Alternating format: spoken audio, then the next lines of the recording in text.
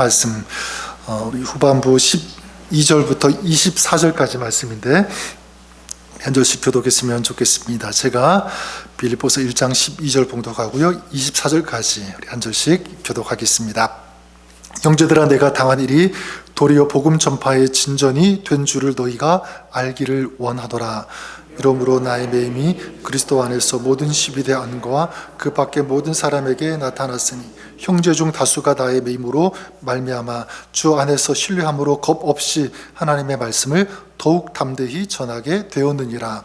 어떤 일은 투기와 분쟁으로, 어떤 일은 착한 뜻으로 그리스도를 전파하니 이들은 내가 복음을 변증하기 위하여 세우심을 받은 줄 알고 사랑으로 하나 그들은 나의 매임에 괴로움을 더하게 할 줄로 생각하여 순수하지 못하게 다툼으로 그리스도를 전파하느니라. 그러면 무엇이냐? 거칠어로 하나 참으로 하나 무슨 방도로 하든지 전파되는 것은 그리스도니 이로써 나는 기뻐하고 또한 기뻐하리라. 이것이 너희의 과 예수 그리스도의 성령의 도우심으로 나를 구원에 이르게 할 줄 아는 거로 나의 간절한 기대와 소망을 따라 아무 일에든지 부끄러워하지 아니하고 지금도 전과 같이 온전히 담대하여 살든지 죽든지 내 몸에서 그리스도가 존귀하게 되게 하려 하나니 이는 내게 사는 것이 그리스도니 죽는 것도 유익함이라. 그러나 만일 육신으로 사는 이것이 내 일의 열매일진데 무엇을 택해야 하는지 나는 알지 못하노라. 내가 그들 사이에 끼었으니 차라리 세상을 떠나서 그리스도와 함께 있는 것이 훨씬 더 좋은 일이라 그렇게 하고 싶으나 내가 육신으로 있는 것이 너희를 위하여 더 유익하리라. 여기까지 읽겠습니다. 하나님 말씀입니다. 여러분 10년 전, 한 20년 전부터인가요? 굉장히 많이 익숙하게 사용된 그 말 중에 하나가 영어 중에 이 패러다임 시프트라고 하는 그런 단어입니다. 패러다임 시프트, 기존의 사고 방식, 이론, 규범, 시스템에서 벗어나서 좀 새롭게, 좀 새로운 각도로 보자, 그래서 변화되자라고 하는 어떤 그런 시도, 어떤 과정이라고 할 수가 있는데요. 그래서 옛날에 뭐 국가, 사회, 기업, 어떤 뭐 기관 굉장히 많이 사용되었고, 저도 옛날에 신학교 다닐 때 이 말을 참 많이 들었습니다. 신학교도 패러다임 시프트가 필요하다라는 그런 단어. 저는 이것이 뭐 국가나 사회, 기관, 학교에서만 필요한 것이 아니라 좀 우리 믿음, 영적인 분야에도 좀 동일하게 적용이 되고 또 사용이 될 수 있다고 생각합니다. 예를 든다면 어떤 인생의 위기를 가져다주는 문제를 만났을 때 내가 도저히 할 수 없다라고 생각되어지는 그런 일들을 우리가 직면했을 때 우리는 보통 어떻게 생각하죠? 왜 이런 일이 나에게 찾아왔는가? 어떻게 이런 일이 나를 피곤하게 하고 이렇게 힘들게 하는가? 이렇게 보통 생각을 하게 되는데, 이 패러다임 시프트의 이 관점 그리고 어떤 그런 시각으로 본다면요, 이 문제는 하나님께서 나를 더 강하게 하시기 위해서 주시는 장치다라고 바꾸는 거죠. 달리 보는 것입니다. 나를 더 성숙하게 하려고 하는, 나를 더 아름답게 하려고 하는 그런 결과를 얻게 하려고 지나가게 하시는 과정이다. 하나님께서 하신다. 자, 이것이 영적인 패러다임 시프트라고 할 수가 있습니다. 성경에 보면 이 패러다임 시프트의 예를 하나로 꼽으라고 한다면 자주 언급하고 사용되는 그런 이야기 중에 하나죠. 민수기 13장, 14장에 나오는 그 이야기.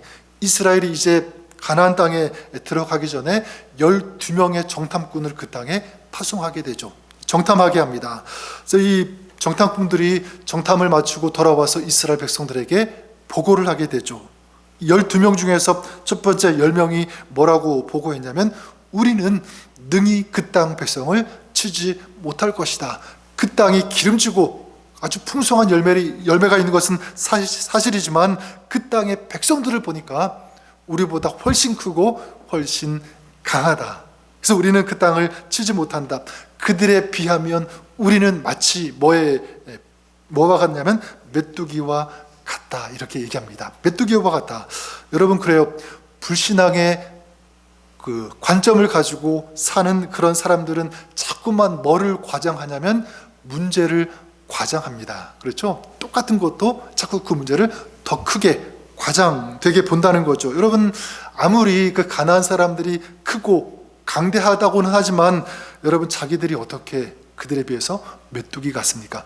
좀 작을 뿐이죠, 사실. 그죠? 근데 메뚜기와 이 사람 거인과 비교하면 엄청난 차이인데 지금 10명의 정탐꾼들이 그 문제를 과장하는 거예요. 굉장히 크게. 그렇죠? 그러나 이 믿음의 눈을 가진 이 사람은 어떤가라고 볼 때 문제를 과장하지 않고 이 믿음의 시각을 가지고 보는 사람들은요, 저는 비전을 과장한다고 생각합니다. 더 크게 그려요.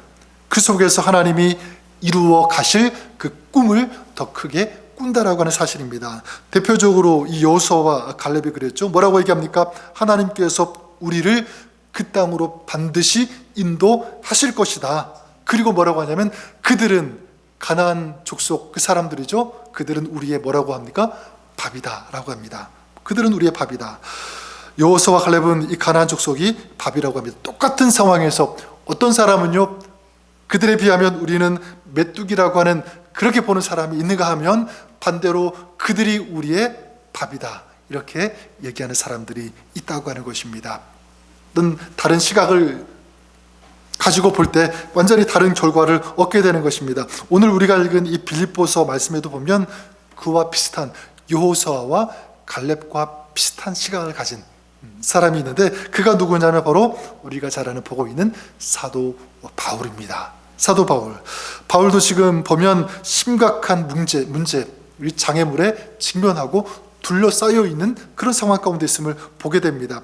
크게 두 가지인데 이 장애물이 어떤 것이었는지, 또 바울은 그런 상황에서 어떻게 영적인 이 패러다임 시프트를 했는지, 그래서 이 빌립보서 전체의 핵심 키라고 할 수 있는 이 기쁨이라고 하는 단어인데 사도 바울은 그런 상황에서 어떻게 기뻐할 수 있었는지, 이것을 우리가 좀 같이 보기를 원합니다. 첫 번째, 이 바울이 마주한 문제, 환경이라고 하는 이 장애물입니다. 또 구체적으로 말하면 죽을 수 있는 거대한 장애물, 그런 환경이라고 할 수가 있는데 오늘 말씀 그 12절에 보면 이렇게 시작하죠. 형제들아 내가 당한 일이, 이렇게 시작해요. 형제들아 내가 당한 일, 무슨 일입니까? 지금 복음을 전하다가 잡힌 거예요. 그리고 로마까지 압송되어서 감옥에 갇혀있는 그 일을 지금 말하고 있는 거죠. 구금이 되어 있는 거예요. 13절에도 보면 나의 매임이 이렇게 시작하고 있습니다. 지금 내가 구금이 되어서 구속이 되어서 매어 있다. 어떻게 보면 발과 손에 착고가 차 있는, 거기까지도 우리가 생각해 볼 수 있을 것입니다. 그런데 이 구금되어 있는 이 상태, 그리고 매어 있는 상태가 일시적인가? 조금 있으면 풀려나는가? 전혀 그런 상황이 아님을 우리가 알 수가 있습니다. 어떻게 알 수 있냐면 사도 바울이 지금 잡혀 있는 이 상황, 이때 그 로마의 황제가 누구였냐면 바로 네로라는 황제였습니다. 네로 누구입니까? 네로는요, 검은 고양이가 절대로 아니에요. 검은 고양이 네로 아니고, 이 검은 고양이는 좀 귀엽기는 하죠, 그렇죠? 근데 이 로마 황제 네로는 정말 악하고 잔인한 그런 황제였습니다. 이 자료를 찾아보니까 이 네로는요, 자신을 이 황제에 오를 수 있도록 도와준 사람이 누구냐면 자기 어머니였대요.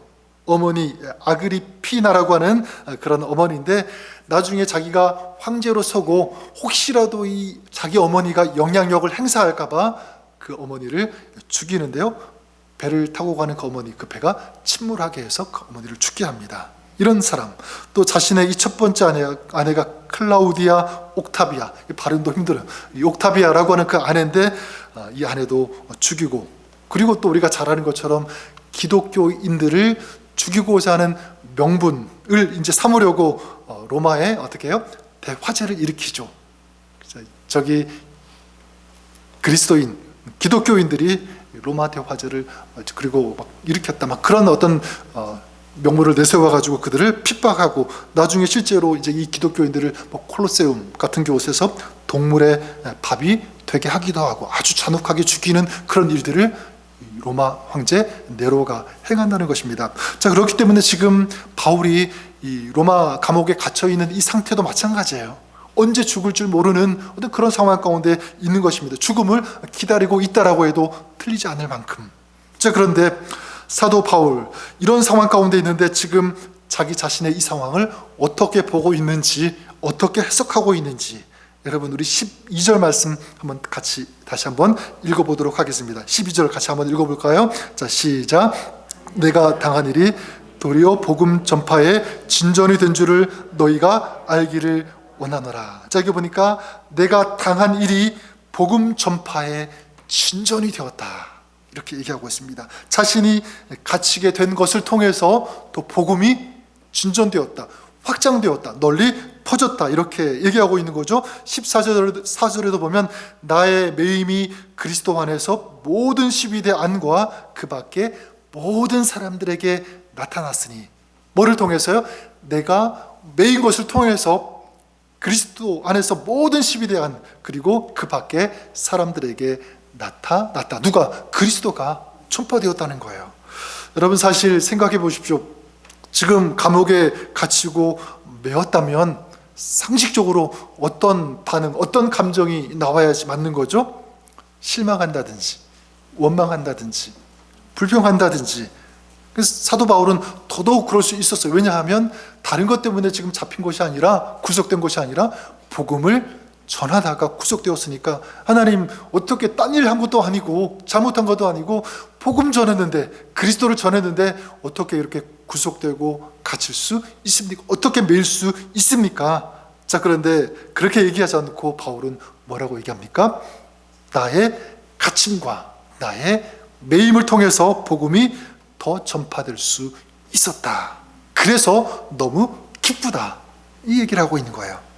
두 번째, 이 바울은 환경이라는 문제, 이 장애물이 있었는데 그것만이 전부가 아니죠. 또 어떤 장애물 문제가 있었냐면 바로 사람의 문제였습니다. 사람. 16절에 보면 이들은 내가 복음을 변증하기 위하여 세우심을 받은 줄 알고 사랑으로 하나. 자, 이들은 누구냐면 사도 바울과 함께 이제 복음을 전한, 사역을 한 그런 사람들, 바울을 따르고 있는 사람들. 근데 여러분, 사도 바울에게 있어서 이런 사람들만 있으면 얼마나 좋았겠어요, 그죠? 자기를 따르고 순종하면서 함께 복음을 전하는, 얼마나 좋았겠습니까? 그런데 문제는 그런 사람들만 있는 것이 아니라 17절에 보면 또 다른 사람들이 있어요. 어떤 사람들이냐면 그들은 이렇게 시작합니다. 그들은 나의 매임에 괴로움을 더하게 할 줄로 생각하여, 이렇게 말하고 있습니다. 자, 바울을 평소에 못마땅하게 여기고 있던 그런 사람들, 자, 바울이 전하는 것이 신학적으로 문제가 있다, 자꾸 트집을 잡는 그런 사람들 있었습니다. 끈질기게 따라다니면서 괴롭히던 그런 사람들.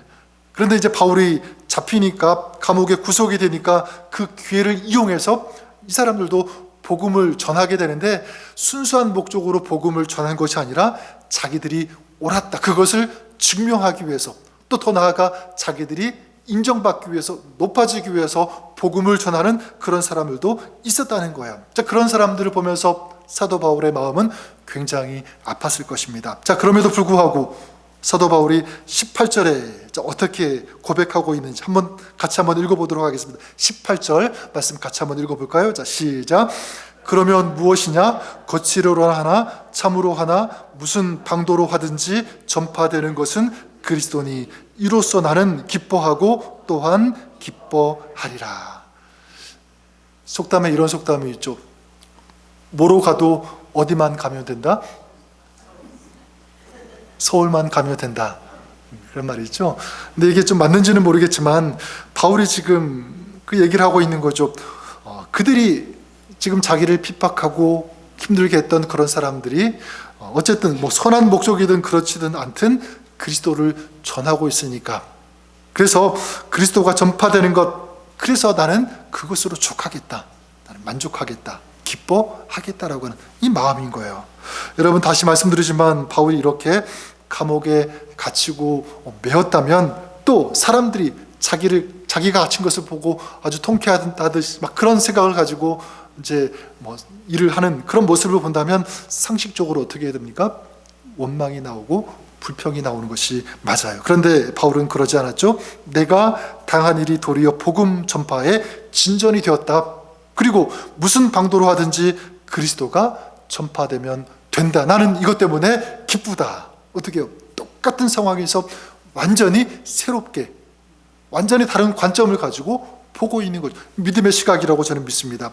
자, 그러면 여러분, 바울은 이런 절망스러운 환경, 이 죽음이라고 하는 그런 장애물, 그리고 배신이라고 하는 이런 사람, 이런 환경을 어떻게 뛰어넘을 수 있었는가? 어떻게 극복하고 그 속에서도 어떻게 기뻐할 수 있는가? 한 가지 그 이유를 찾는다면 바로 이것입니다. 다른 것이 아니라 사도 바울은 하나님을 신뢰했기 때문이라고 믿습니다. 하나님을 신뢰했기 때문에, 다시 말해서 또 구체적으로 말하면 하나님의 섭리, 하나님의 주권, 하나님의 능력을 의심하지 않고 믿었기 때문이다. 이렇게 말씀드릴 수 있습니다. 그래서 지금 내가 놓인 상황이 하나님의 섭리 가운데 있음을 나는 믿는다. 자, 그렇기 때문에 하나님께서 여기에 보내셨다. 내가 지금 비록 갇혀 있지만 여기서도 하나님의 뜻은 이루어질 것이다 라고 하는 이 믿음, 그러니까 하나님을 전적으로 신뢰했다는 것입니다. 그래서 로마서 8장 28절에 위대한, 우리가 잘 아는 선포가 있지 않습니까? 우리가 알거니와 하나님을 사랑하는 자, 곧 그 뜻대로 부르심을 입은 자들에게는 모든 것이 합력하여 선을 이룬다라고 하는 이 믿음의 선포. 저는 이 바울의 모습을 보면서 우리의 믿음과 우리의 신앙을 한번 보기를 원합니다. 여러분, 우리도 살아가면서 비록 사도 바울과 같은 감옥은 아닐지라도 마치 감옥에 갇혀 있는 것처럼, 구속되어 있는 것처럼 그런 환경 가운데 우리가 살아갈 때가 있습니다. 그래요, 여러분, 예수 믿기 때문에 모든 것이 잘 되고 모든 것이 형통하고 성공한다, 그렇게 말하는 사람이 있지만 절대로 그렇지 않습니다. 여러분, 예수님을 믿는 삶, 그게 누구를 따라가는 삶이죠? 예수님을 따라가는 삶이잖아요. 그렇지 않습니까? 그렇다면 예수님은 어떤 길을 가셨죠? 성공의 길, 형통의 길, 그런 길만 걸어가셨나요? 그렇지 않아요. 예수님의 삶의 그 길은요, 십자가의 길이었어요. 고통받는 길, 그렇죠? 죽는 그 길이었습니다. 자, 그렇기 때문에 예수님을 믿고 예수님을 따라가는 그리스도인의 그 삶은요, 결코 좋은 것만 있지 않아요. 힘든 일, 어려운 일도 있을 수 있습니다. 예수님 말씀하셨죠. 무릇 나를 따라오려거든 자기를 부인하고 자기 무엇을 지고? 십자가를 지고. 그러니까 우리 삶에는요, 우리 믿는 사람에게는 끊임없이 십자가를 지는 것과 같은 그런 삶, 그런 시간들 있을 수 있다는 거죠. 자, 그러면 그런 가운데 어떻게 해야 되는가? 어떻게 이길 수 있는가? 다시 말씀드리지만 하나님의 섭리, 하나님의 주권을 우리가 믿고 신뢰해야 하는 줄 믿습니다. 여러분, 하나님의 주권을 신뢰하면 하나님 왜 이 상황을 나에게 주십니까? 이렇게 질문하지 않고 이렇게 저는 질문한다고 생각합니다. 하나님, 이 상황을 주신 이유, 뜻이 무엇입니까? 이거예요. 똑같은 상황에서 질문은 비슷해 보이지만 완전히 다르잖아요. 그죠? Why? 왜 이런 상황을 나에게 주십니까? 이렇게 묻지 않고 하나님, 이 상황에서 그렇다면 내가 해야 할 일이 무엇입니까? 이거예요. 여러분, 우리 한번 모세를 생각해 보시면, 모세는 40년 동안 애굽의 이 바로의 궁전에서 살다가 이제 자기 민족 이스라엘 사람이 애굽 사람으로부터 조롱받는 어떤 그런 것과 애굽 사람이 이스라엘 사람들을 때리는 이제 그런 장면을 목격하게 되는데, 그때 확 이제 뭐가 올라와서 자기 동족을 위해서 그 애굽 사람을 때려서 눕히고 죽이게 되죠. 그리고 모래에 파묻히게 됩니다. 근데 어느 날 이튿날 자기 동족끼리 이제 싸우는 것을 보고 잘못한 사람한테 왜 네가 그런 일을 하느냐, 네가 잘못했다, 이제 그렇게 책망하니까 그 사람이 뭐라고 하냐면, 네가 그러면 애굽 사람을 죽임같이 나도 죽이려고 하느냐, 이렇게 해요. 그때 이제 이 모세가 깜짝 놀랐죠. 내가 아무도 모르게 죽인 것 같았는데 다 알고 있는 거예요. 그러니까 이제 애굽 사람을 죽인 것이 탄로나게 됐죠. 그래서 이제 죽을까 봐 어쩔 수 없이 광야로 도망가게 되고, 그 광야에서 40년 동안 광야에서 지내게 됩니다. 여러분, 말이 40년이지 얼마나 힘들었겠어요. 고통스러웠겠습니까? 40년 동안은 애굽의 그 바로 궁전에서 왕자같이 호화롭게 그렇게 부족함 없이 살았는데, 순식간에 그냥 광야로 가서 그냥 양을 치면서 그 냄새 나는 곳에서 뭐 얼마나 추웠겠습니까? 거기 40년을 보낸 거예요. 그렇다면 이 모세가 그렇게 질문할 수 있겠죠. 하나님, 어떻게 나를 이렇게 쫓아내십니까? 여기까지 오게 하십니까? 제가 나쁜 일 한 거, 그래도 우리 이스라엘 백성들을 위해서 내가 한 것뿐인데 왜 이런 일을 당하게 하십니까? 이렇게 따질 수 있었을 거예요.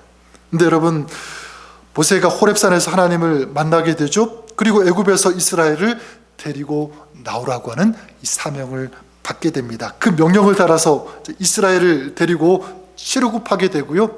그리고 홍해를 건너서 어디를 지나게 되죠? 광야를 지나게 되잖아요. 광야 몇 년 동안, 가나안 땅에 들어가기까지 몇 년 동안 지나가게 되죠? 무려 40년 동안 지나가게 돼요. 40년 동안 모세는 광야에서 지냈고 또 40년 동안 광야를 지나가게 되었습니다. 여러분, 이스라엘 백성들은 애굽에서 살았지 광야는 한 번도 지나가 보지 못했습니다. 그렇다면 광야를, 그 험한 어떤 동물이 나올지, 음식 먹는 것, 마실 물, 이런 것들 전혀 알 수 없는 그런 험악한, 처음 경험하는 그 땅, 그 시간을 지나가게 되는데, 가장 이 광야에 대해서 잘 아는 사람, 이 광야의 전문가는 누구였을까요? 다른 사람이 아니라 모세잖아요. 그죠? 모세였어요.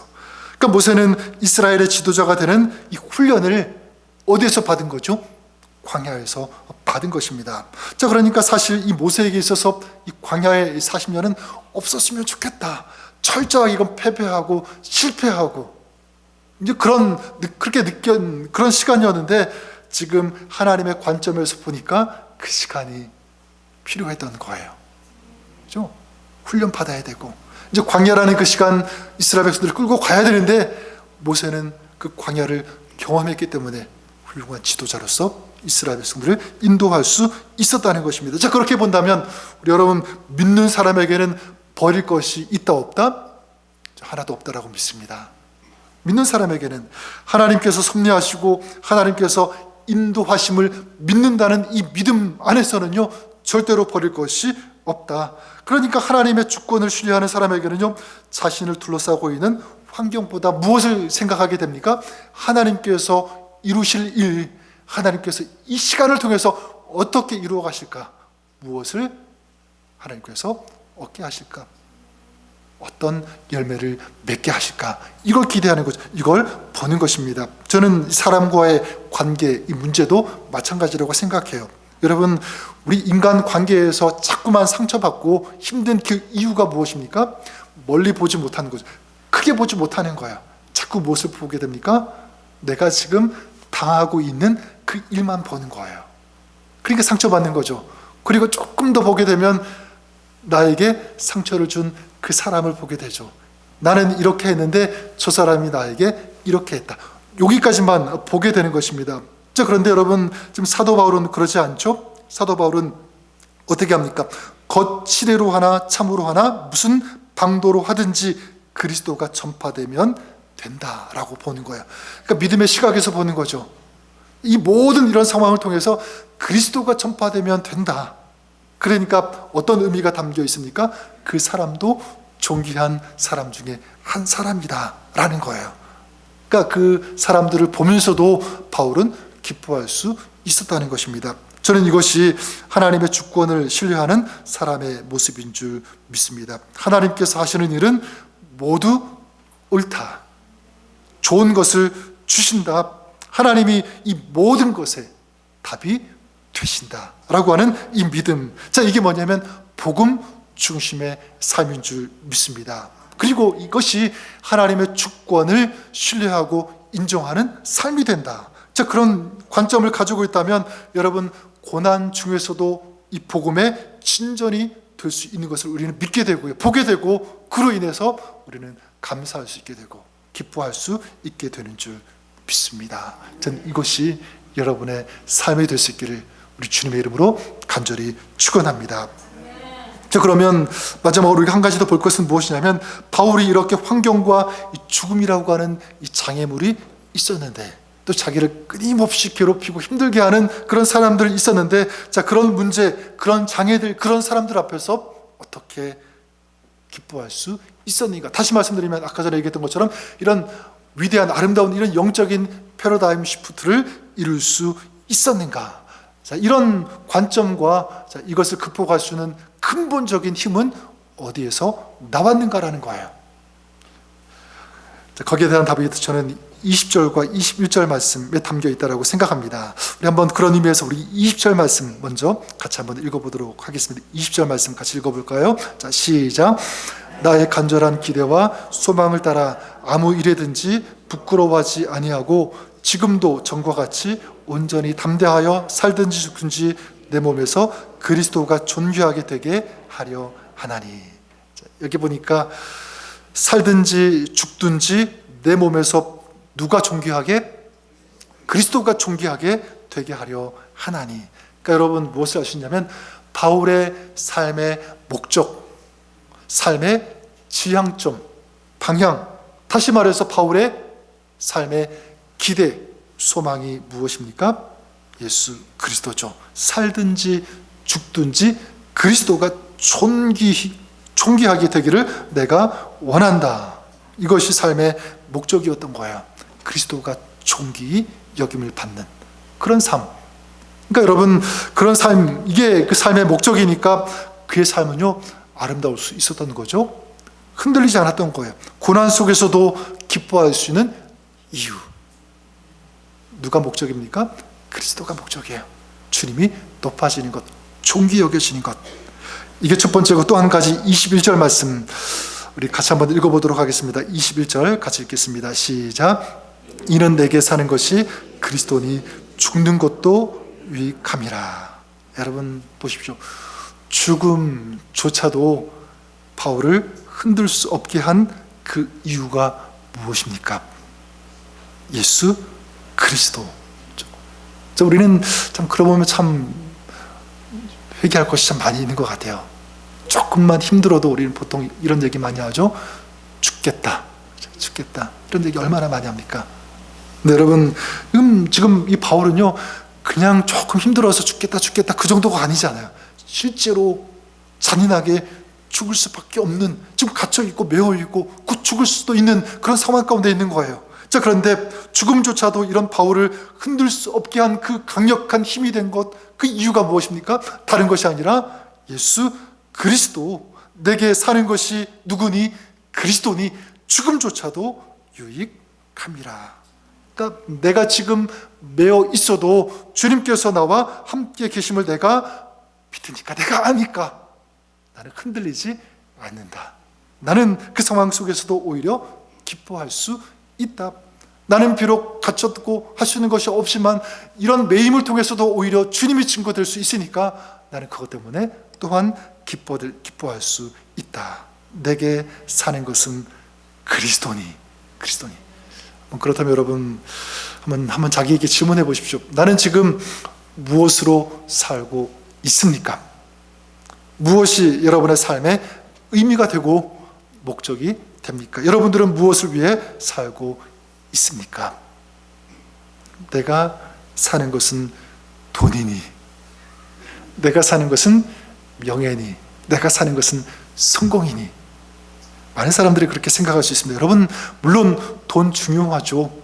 명예 있어야 합니다. 그런데 여러분 그게 목적이고 그게 진정한 삶의 의미, 방향이라면 그것이 없어질 때 무엇이 흔들립니까? 그러면 그 인생 전체가 흔들리는 거예요. 그렇죠? 무너지는 것입니다.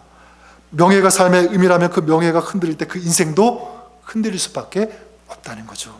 하지만 내게 사는 것이 그리스도니 죽음도 유익함이라. 주님이, 예수 그리스도가 우리 삶의 중심이 된다면 다른 것 아무리 다 흔들려도 없어져도 파괴가 되고 다 사라진다고 할지라도 여러분 그 인생은 흔들리지 않게 되는 줄 믿습니다. 그러니까 뭐를 바라보느냐, 뭐를 의지하느냐, 뭐에 내 삶의 중심을 두느냐, 여기에 따라서 그 인생이 다 달라진다는 거예요. 여러분 내게 사는 것이 그리스도니.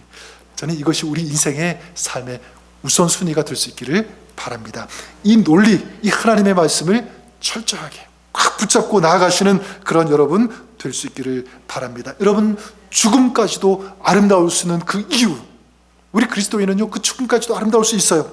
왜냐하면 바로 예수 그리스도가 내 안에, 우리 삶에 계시기 때문에 저는 저와 여러분들이 그렇게 고백하고 선포했으면 좋겠습니다. 우리 아까 찬양 마지막 내 안에 사는 이 예수 그리스도니, 이 찬양 우리 부르지 않았습니까?